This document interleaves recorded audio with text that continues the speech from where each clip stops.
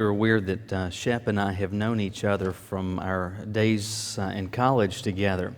And I remember one weekend while we were in college together, I had gone home with him to stay with his family one weekend. Shep lives and his family lived in Union, South Carolina. And I'd never been to Union, so wonderful place. Anyway, so we go down to Union, we spend the weekend there goofing off, and on Sunday morning we go to his church.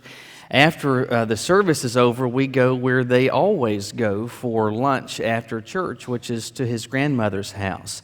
And they all called his grandmother Almal, so we go to Almal's house. And Almal's reputation as a good cook had preceded her, and he and the rest of his family had spoken about what a great cook she was. So I was really looking forward to a lunch at Almal's house. Anyway, we get over there, and when it's time to eat, we all grab a plate. We go into the kitchen, and we get our plates full, and then we go sit down and begin to eat. And everything I'm tasting on my plate tastes just fine. It's really good. And then I get to the green beans, and when I put them in my mouth, the beans were, the taste was fine, but as I began to chew on them, very quickly I discovered these green beans were never strung. So when she was snapping them, she just snapped them. She didn't pull the strings out of them. So the more I chew, the more I feel like a cat with a fur ball as this wad of strings in my mouth is getting bigger and bigger and bigger.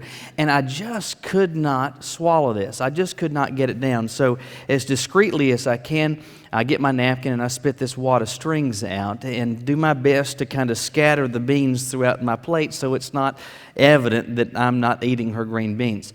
Anyway, Alma gets up at some point to go into the kitchen to get something else, and after she leaves the room, I said something to Shep like, "The beans aren't strung. All you get's a mouthful of strings." So he hears this. And ever the consummate host, what he does is to call out to Alma in the kitchen. And he says, "Hey, Alma, can you bring some more beans in here? Michael loves them." So she, hearing this, is thrilled, thinking that the guest in her home loves something that she makes. She comes in there with the pot and starts scooping out a mound of green beans. And the best I could, I choked those beans, strings and all, down that day. But that was a problem, and Shep made it worse. A problem, and Shep made it worse. You know, in truth, we experience that type of thing on a regular basis, where we encounter some sort of difficulty, some sort of problem, some challenge, some grief, some sorrow, some tragedy. We experience some unpleasant circumstance. And as bad as it is on its own, it's made to be worse. Sometimes that happens because of what someone else does. Maybe what they say, maybe it is what they do, but they take our problem and make it worse. But other times the problem is made worse, and it doesn't involve someone else. It actually involves us. Because of our response, we take a problem and we make it even worse. Let me share with you some bad news out of the gate. And here it is. I wish I could change it, but it's how it goes. Not simply as a person, but in particular as a follower of Christ, trouble has not only come your way, but it's going to continue to come your way. It's just how it is. To add more to that, not only is trouble going to come your way, but that trouble, that initial problem can and regularly will be made worse, sometimes by others, sometimes by you. But here's the good news. Though you can't affect what somebody else is doing, you can ensure that you don't make the problem worse if you understand some mistakes that we can make. Well, what exactly are those mistakes? We see the answer to that as we're continuing to walk through Joseph's life in Genesis 42. Genesis 42, if you'll open your Bibles there with me, we're actually going to cover a fair amount of Scripture this morning. We're going to drop in a number of places. So if you would just find that, Genesis 42, and we'll drop in first at verse 29. All right, so the question is, what is it that we find ourselves doing? What are mistakes that we can make when we are experiencing difficulty or challenge or adversity in life where we can make some mistakes that cause it to be worse. What's the first mistake? Here it is. You magnify the problem. You magnify the problem. So that we're on the same page, let's kind of go back and refresh ourselves, because we took a break from the life of Joseph as we've been working our way through his life. We took a break last week for Easter, but we pick up today. And Joseph, you recall, is serving now as the prime minister of Egypt.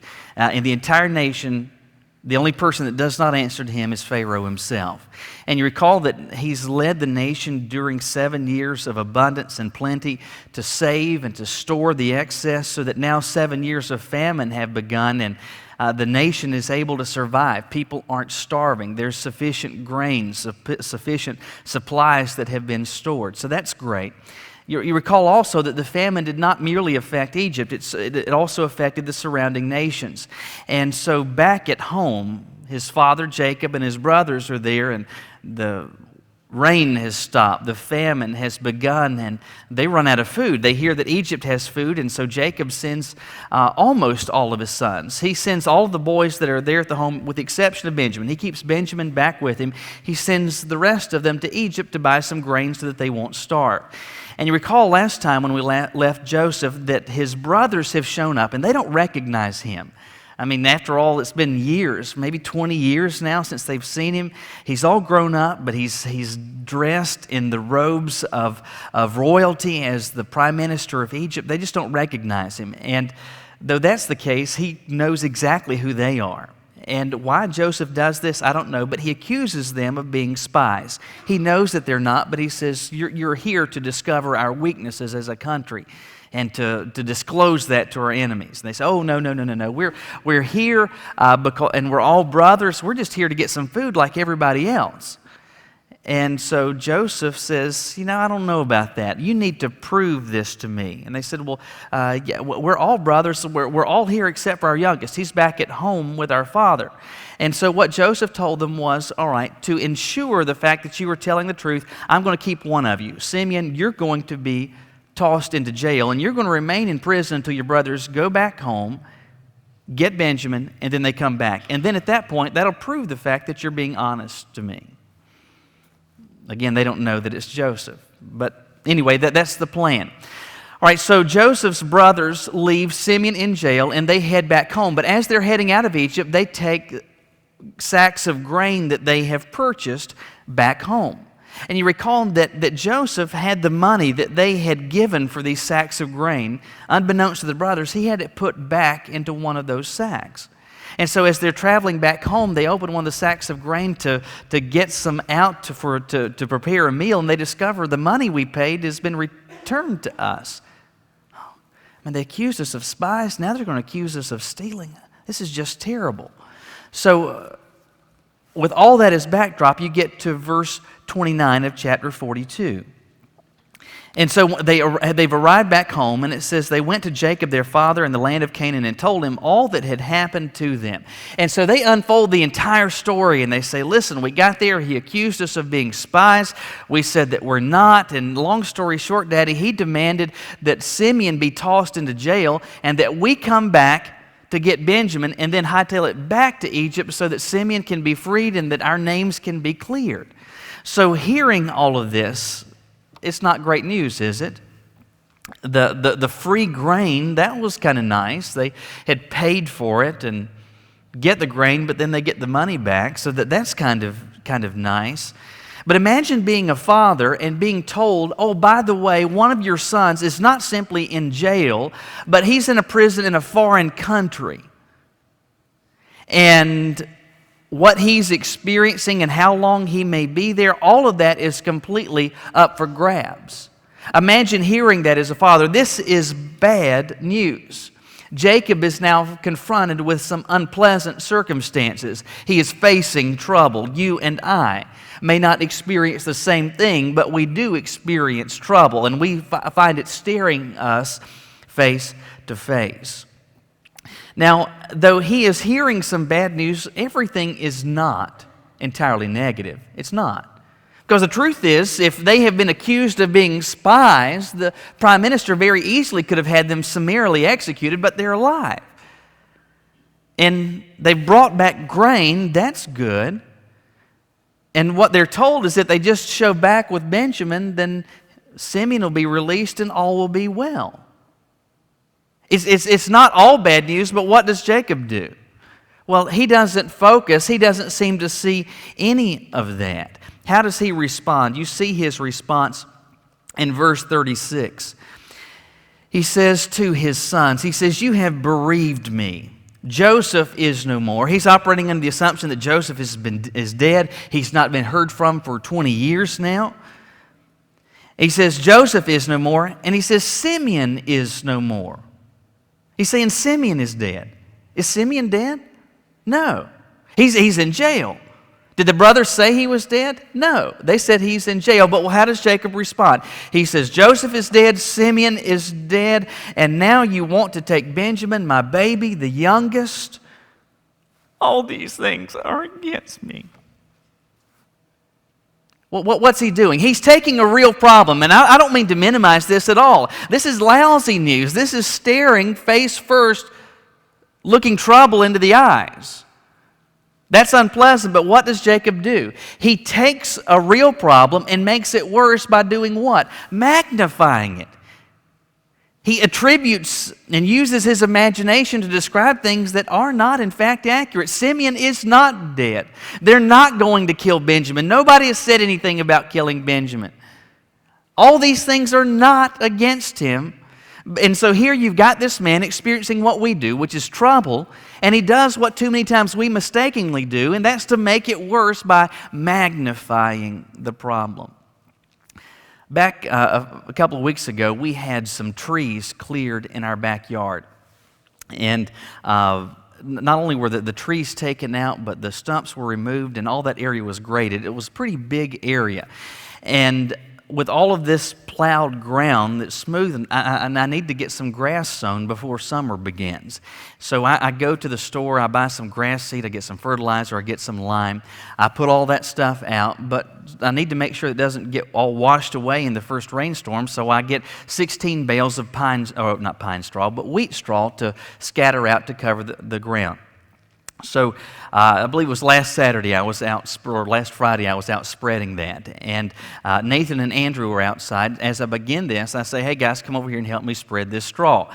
And Andrew is our workhorse, and he is always up, especially if it's outside for some type of chore like that. I mean, he was wired by God for work on a chain gang. He really was. I mean, he loves this type of thing. And so Andrew's out there, he's doing fine with this.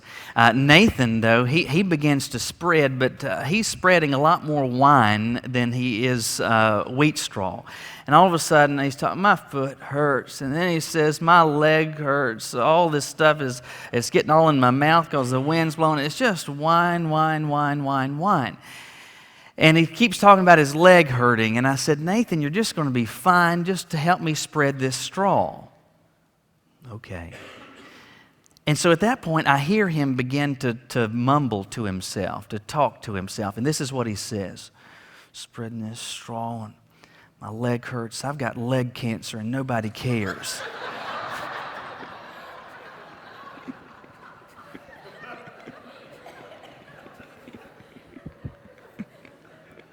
I've got leg cancer, and nobody cares. And I'll be telling that story at a rehearsal dinner at some point. Anyway, so that's what he says. And at this point, I've just had it. I said, "Nathan, if all you're going to do is whine and moan and complain, just go in the house." And so hearing this, he's thrilled. Okay, now I can be done with the spreading the straw. He heads to the house. And he is in the house for maybe 10 seconds when the back door opens and Nathan is coming back out in the backyard and Caroline is behind him. She's probably 25 or 30 yards away from me. And she says, "I sent him back out here and told him that he has to help you." And I said, "But he's got leg cancer."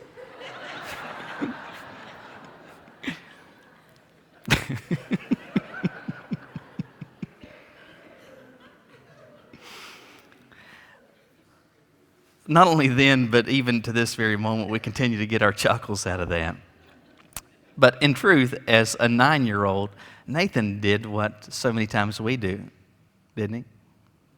I mean, he took something that he viewed to be unpleasant, this whole task of spreading all these bales of straw, and I don't know whether, in fact or not, he was experiencing some discomfort in his leg, but let's cut him some slack and say, maybe his leg was a little sore. So he's doing something that he views unpleasant, and he's experiencing a bit of discomfort, but what does he do?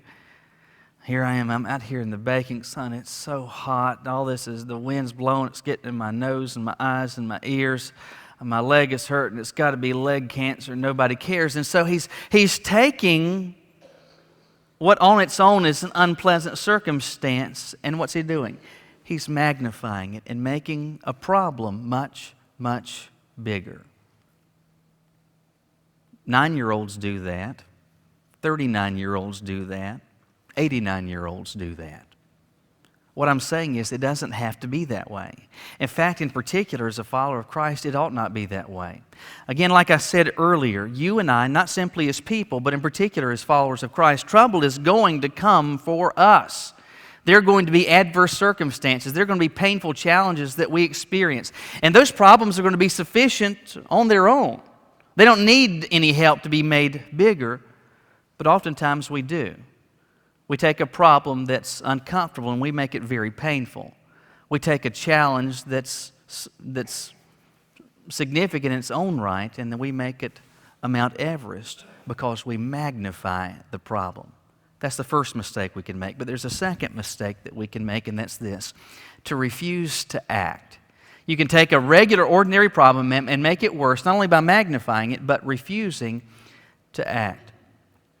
As far as Jacob is concerned, he's heard what his sons have said, and this is a settled issue for him. They've said, hey, we've got to go back and we've got to travel back with Benjamin, and he's saying, no, that's not going to happen. That's not going to happen. This is a settled issue for him. He's going to cut his losses. Benjamin's not going anywhere. He's going to stay right here by Daddy's side. But there is a person whose circumstances, whose plight is not specifically pointed out as these verses continue to unfold, and that's Simeon. He's the brother, he's the son that's still sitting in jail in Egypt, still locked away in a prison.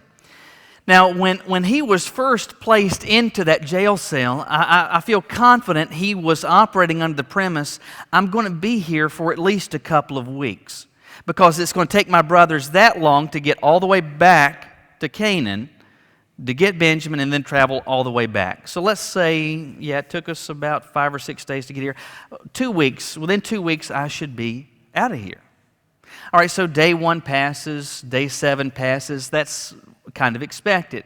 The first week is now in the books. He gets to day 14, and he's starting to look at his watch, and he's thinking, well, any day now they should be here.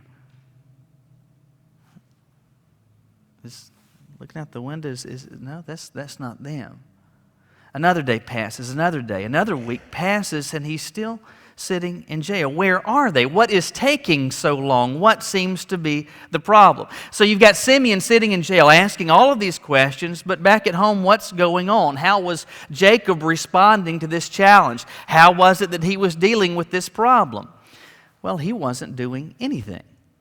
In fact, he was intentional in his refusal to act. For him, this was one of those issues where it's out of sight, out of mind. I'm going to, once presented with this problem, I'm just going to pretend that it doesn't exist. I'm not going to think about it. I'm not going to do anything about it. And so that, I guess, will just kind of make it go away.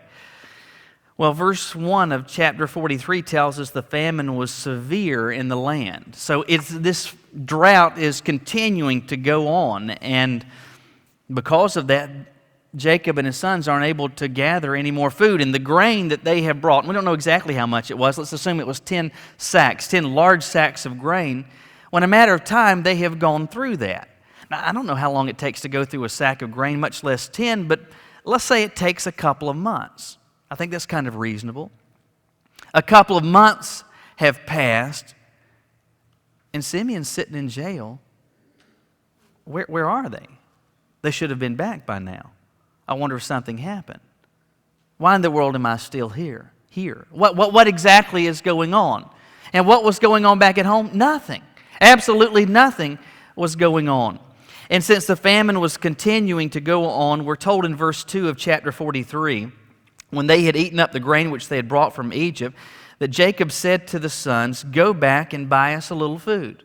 Hey guys, we're out of grain. How about going back to Egypt and get us a little bit more so that we don't starve?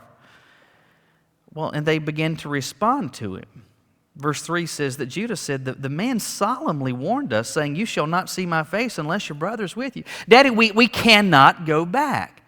The only way we can go back is with Benjamin. We can't just show up and say, "Yeah, here's our bags. They're empty. Can you fill them again?" We can't. You remember, Daddy, that whole thing about us being spies? You remember how we supposedly paid for this, or we did pay for this grain in the first place, but then the money was given back to us. If we show back up, not only are they still going to accuse us of being spies, they're going to accuse us of having stolen that grain in the first place. The very least, we're all going to wind up being tossed into prison if we just try to go back and get a little more grain. Daddy, we simply cannot do this. What in the world was Jacob thinking? The best I can surmise is it was out of sight, out of mind. He was told, these are the circumstances. This is the depth of the adversity. This is the scope of the problem. And he's just going to put his blinders on and not do anything. He's going to act as if nothing is going on, and out of sight, out of mind, I don't see a problem, therefore there is no problem. And when faced with a difficulty, he decided, I'm just not going to do anything. And understand this, his refusal to act, not only did it have implications and consequences for him, but it had rippling effects for others, in this case, particularly Simeon. His refusal to act, not only is it going to adversely affect Jacob, but it's going to adversely affect others. When you and I experience challenges and difficulties, when we come headlong and face first into problems, when we refuse to act, when we say, okay, out of sight, out of mind, I'm not going to do anything, not only are things not going to get better for you, they're going to get worse for those around you. About a year and a half ago, I don't know if you noticed, that was when we started first putting some banners here in the sanctuary to kind of fill some of the wide open space here on either side of the choir loft. And we've got actually 3 sets of banners that we've all gotten from the same company. There's a Christmas set that we use for the month of December. There's these that we use for around a month at Easter time. And then we've got another set that we use the rest of the time during the year. Well, these particular ones, this is the Easter set, and we got those just a few weeks before Easter last year. And so it was nice to be able to change it up. They look nice up here, all that's well and good. Anyway, so we used them last year, and then just a few weeks ago, we put them back up in observance of the Easter season. Anyway, just a little over a week ago, I was in the sanctuary with Dan and some others, and we were setting up for the Maundy Thursday service that we were to have just before Easter. And as we're in here, Dan says, "I can't believe they misspelled remembrance." And I looked,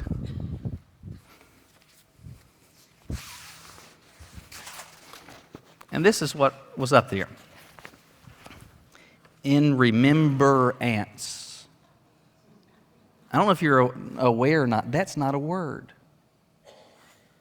They're trying to spell remembrance, but remembrance is not remember with A-N-C-E on the end. It's remembrance. There's an extra E that they've inserted here. All right, so now we've got a misspelled banner. At that point, I go to my office and I cut my computer on. I go to the website, the company where we ordered these from, and they're still selling these. And I see online that this particular one, and it is misspelled. I thought, well, that stinks. So I called the company at that point. Let me just tell you, if you want to make a bad day for a banner company, you call them and tell them that one of the signs that they have been and continue to sell, that it's misspelled. And so I get the guy on the phone and I explain to him what went on, and he's like, oh no. And then so he pulls it up on his computer and he says, oh man, I cannot believe that we did that. And so he was deeply apologetic, and he said, I don't know how that happened. And he said, I'll tell you what, we'll FedEx you a new one. He said, but now what I've got to do is to go back and search and discover all those that have ordered this other sign, and we've got to replace theirs as well. Okay, stinks to be you, sorry, but thank you for sending us a corrected one. But here's the circumstance. We purchase a banner and it's misspelled. That's not a big problem. It's not a big problem, but it is a problem. And when faced with that problem, we've got a couple of things that we can do. One is to do nothing. One is to do nothing. And had I chosen to do nothing, that means that from now on, every time we use these, we continue to perpetrate the error. And every time it's up here, we've got one of our banners with a misspelled word in it. Not only that, but by me refusing to do something, not only does that have an impact on us, but because the company is not notified, they continue to make more and more copies of this, selling more and more copies of this banner, so it affects more and more churches and more individuals. If I did nothing. That's how it works when you refuse to act in the face of problems. That's what Jacob was doing. He's faced with a challenge and he decides, I'm just going to fold my arms and I'm going to close my eyes and I'm going to pretend as though nothing is wrong. And not only was that going to make matters worse for him because they're going to run out of food and they can't do anything about it, but his own son, his own flesh and blood, is still sitting, rotting away in an Egyptian prison. Refusing to act, not only does it adversely affect you, but it's going to adversely affect those around you. It's been said before that the best way out of a problem is through it. And when the doctor comes and brings a bad report, when the boss begins to hand out pink slips, when the child rebels against the parents, no matter what the problem is, you can insert it into your own particular scenario. Not doing anything, that never makes it go away. In fact, doing nothing makes it worse. It makes it worse for you. It makes it worse for those around you. When you and I experience trouble, we can make it worse by magnifying the problem, by refusing to act, but there's a final mistake we can make, and that's to play the victim. When faced with a problem, to play the part of the victim. All right, so Jacob has told the boys there, he says, all right, guys, I want you to go back to Egypt and get us some food because we're out now. And they've explained, Daddy, we cannot go back. The prime minister of the nation has accused us of being spies and said the only way we can resolve this is to come back with Benjamin. We simply cannot go back and just buy food. So we either starve to death or we take Benjamin back to Egypt. In fact, in verse 10, Jacob is told by one of his sons, listen, if we had not lingered, surely by now we would return the second time. Daddy, if we just been sitting here twiddling our thumbs, this problem could have been resolved by now. We'd have plenty of food. Simeon would be back. Benjamin would be back. All would be well if we had just done something in the first place. Jacob's back is against the wall at this point. He realizes, I really don't have any other option. You know, I've been trying to do nothing, but I can't do nothing any longer. I've got to do something. Otherwise, we will literally starve to death.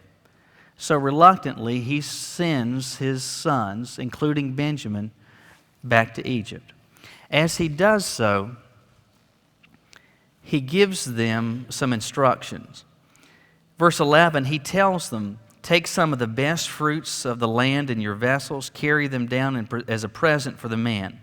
A little balm, a little honey, spices and myrrh, pistachio nuts and almonds. So I want you to show back up, and I want you to show back up with some gifts from our land to confirm where exactly we're from, but also is kind of a peace offering.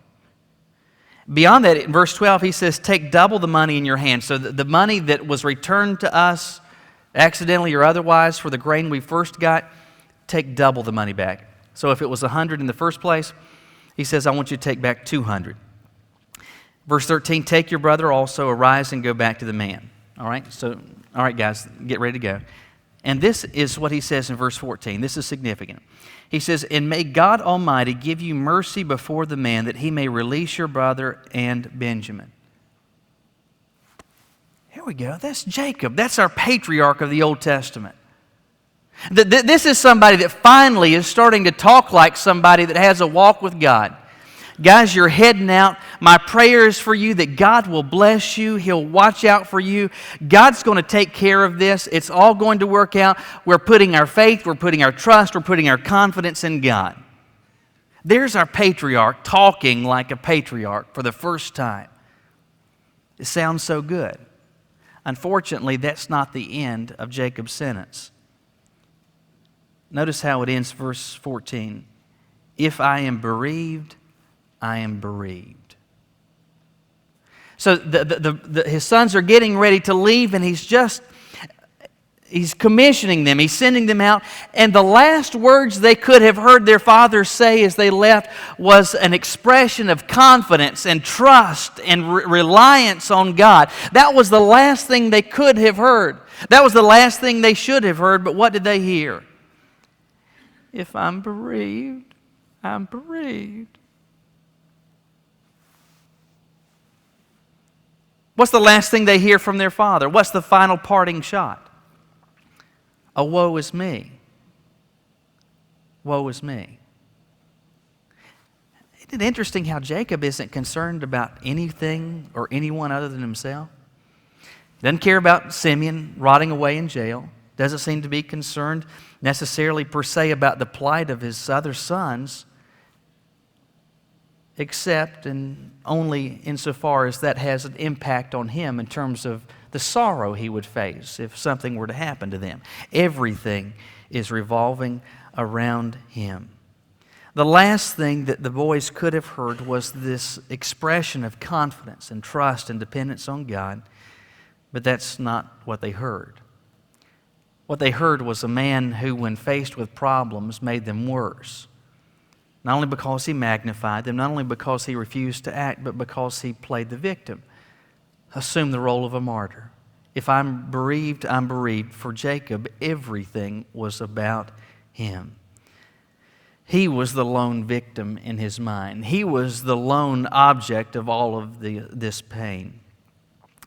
It seemed that Jacob at first was saying all the right things, in verse 14, but by the end of it, he screws it all up by being now the victim.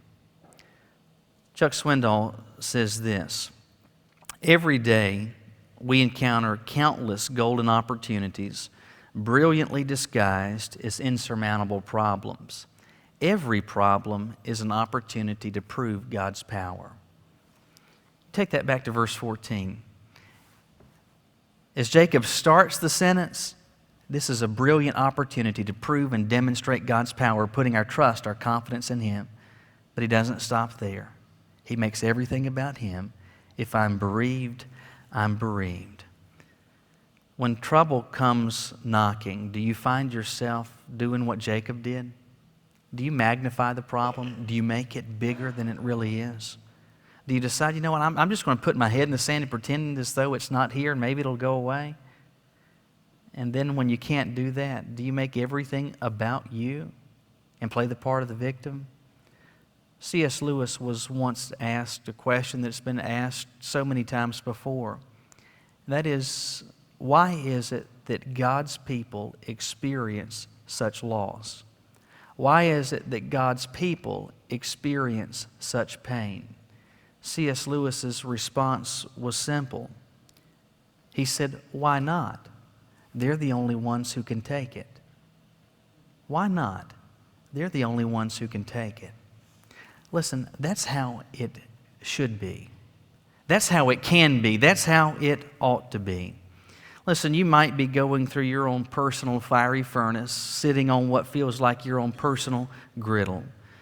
But have you ever considered the fact that God may be allowing you to go through those circumstances and face these troubles and stare eye to eye this challenge squarely in the face so that you could really shift your focus and see, you know what?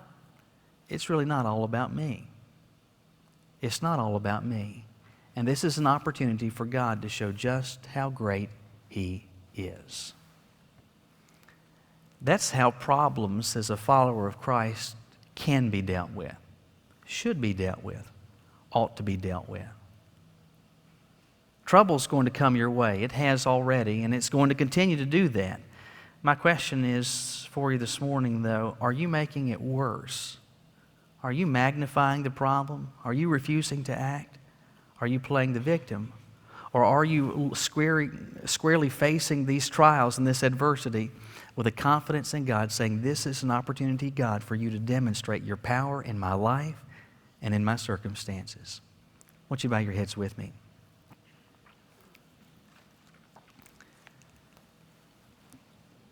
I don't pretend for a moment to think that any person here today is experiencing the same thing that Jacob experienced.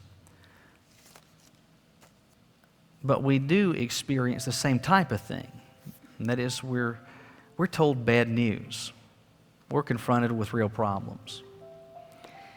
And unfortunately, what we can see so readily is that what Jacob did, we have done, and maybe even now are doing. Could it be that God has spoken to your heart today and said, listen, that's what you're doing. All these mistakes that Jacob made, you're doing the same thing. And God's helped you to see through His Word and through the power of His Spirit, it doesn't have to be that way, and in fact, it shouldn't be that way. And that this challenge, this loss, this trial, this sorrow, whatever your adversity is, this is an opportunity for God to demonstrate His power. Do you view it as that? Or is it woe is me? Does it put your head in the sand? If God's spoken to you about that this morning, maybe what you need to do is to talk to Him about this. Perhaps it's talking to Him right now in your pew, or maybe it's kneeling at this altar and saying, Lord, I've been taking this and making it worse. I've been screwing this up. What I've been doing is not what you've been wanting me to do, what I should have been doing. Not simply as a person, but as one of your followers. Do you need to have that type of conversation with Him this morning? Will you? Will you? Maybe God's been showing you and speaking to you in a different way. Perhaps it is to begin a relationship with Him or find out how you can. If that's you, this is an opportunity here in a moment for you to begin to get some answers. Will you leave where you are and just come and share that with me? Let me begin a conversation with you so that you can come to know this God who loves you personally. Maybe God's prompting you to become a part of this church family. You recognize that today's the day we need to seal this decision. This is your chance. Will you come and share that with me? Maybe you don't need to talk to me at all, but you just need to talk to God. There's something that's weighing on your heart. There's a circumstance, there's a person, there's something you just need to talk to God about. This is your time. God has spoken today because He wants you to do something. The question is, what will you do? Lord, thank you for giving to us in your word the example of real people's lives. And sometimes, Lord, we're able to see people that experienced real challenges and real problems, and they did great. Others, not so well. Jacob was one of those. And Lord, to varying degrees, we can probably each see ourselves in Jacob this morning. And you've helped us to see that it doesn't have to be that way, and it shouldn't be that way. God, you're prompting people to make decisions today, to do some things differently, and to start that difference by having an honest, candid conversation with you. And Lord, as you have spoken to the hearts of individuals, I pray, Lord, that we would seize an opportunity you're providing us now to do that business, to have that conversation, to make that decision, to change that direction, and to do it now. That's our prayer. We commit this time of decision to you in Jesus' name. Amen. I want to ask if you would to stand as Tom and our praise team lead us in the hymn of invitation. As God has spoken to you, you respond today.